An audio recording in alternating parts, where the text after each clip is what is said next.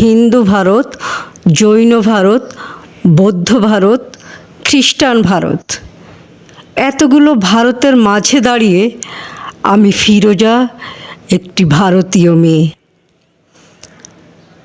আপনারা বলতে পারেন আমি কী দোষ করেছি?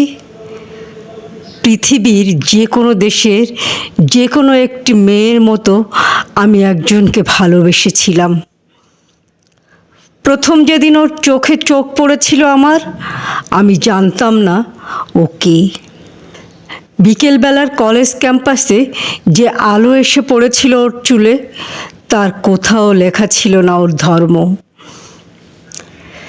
হিন্দু ভারত, জৈন ভারত, বৌদ্ধ ভারত, খ্রিস্টান ভারত, আপনারা বলতে পারেন আমি কী দোষ করেছি? আমি যেদিন হাতে মোমবাতি নিয়ে উঠে দাঁড়ালাম, আমি যেদিন বললাম আমি শরিয়াত মানি না, আমি যেদিন বুঝিয়ে দিলাম ভারতবর্ষের মাটিকে মা বলে জানি, ভারতবর্ষের আকাশকে আকাশ, সেদিন থেকেই শুরু হলো অত্যাচার। হিন্দু ভারত, জৈন ভারত, বৌদ্ধ ভারত, খ্রিস্টান ভারত, আপনারা বলতে পারেন আমি কী দোষ করেছি?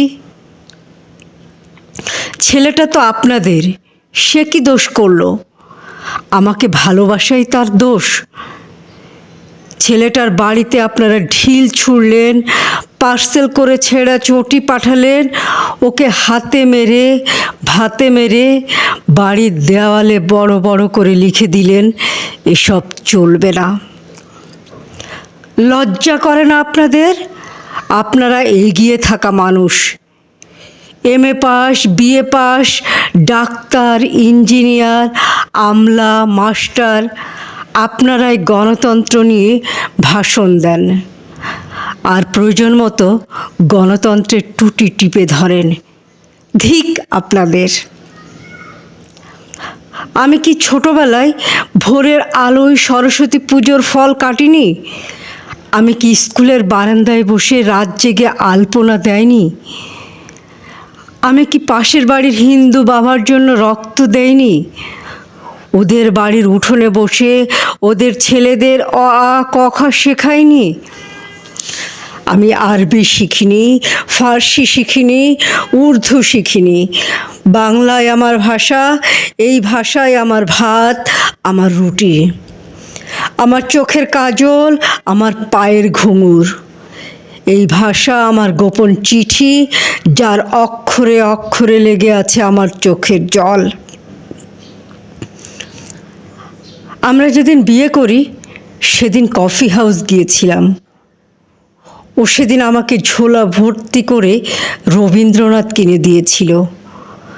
হাওড়া স্টেশনে পৌঁছে কানে কানে রবীন্দ্রনাথ বলেছিলেন, ফিরোজা তুমি আমার মৃন্ময়ী, তুমি আমার লাবণ্য, তুমি আমার সুচরিতা। সেদিন রাতে কি হয়েছিল জানি না, কি ঘটেছিল ওদের বাড়িতে, কি ঘটেছিল ওদের পাড়ায়, কি করেছিল তাদের বাবা কাকা, সেটা আজও আমি জানি না। কিন্তু তার পরের দিন ওকে আর কোথাও খুঁজে পাওয়া যায়নি। ও কোথায় চলে গেল আমি জানতে পারিনি। এই আপনাদের ভারতবর্ষ, এই আমাদের ভারতবর্ষ। আমি একজন সাধারণ মেয়ে, অথচ বাড়ির পাড়ায়, অফিসে, পুজোর প্যান্ডেলে, বিয়ে বাড়িতে, অন্নপ্রাশনে এখনও আমাকে নিয়ে ফিসফাস। ডাক্তারের কাছে যাই, ফিসফাস।